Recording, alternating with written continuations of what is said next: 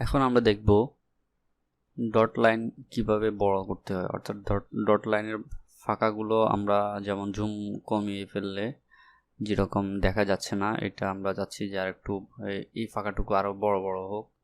তো আমরা এখান থেকে ডট লাইনটা সিলেক্ট করলাম। এখন আমরা রাইট ক্লিক করে প্রপার্টিজে যাব। প্রপার্টিজে গিয়ে আমরা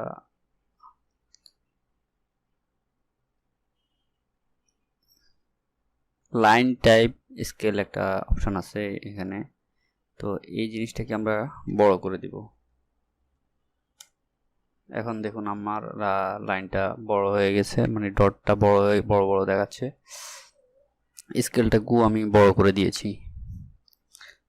এখন এখানে দেখুন আমার এখানে একটা টাইপের লাইন, যেমন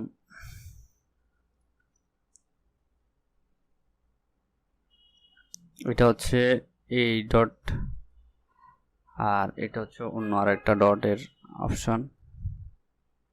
তো আমি চাচ্ছি যে এই লাইনটুকুর ফাঁকাগুলো আরো বড় হোক, তো এখানে আমরা স্কেলটুকু বড় করে দিব। এই যে আমার লাইনের গ্যাপটুকু অনেক অনেক বড় হয়ে গেছে। এভাবে আমরা ডট লাইনের কাজ করতে পারবো।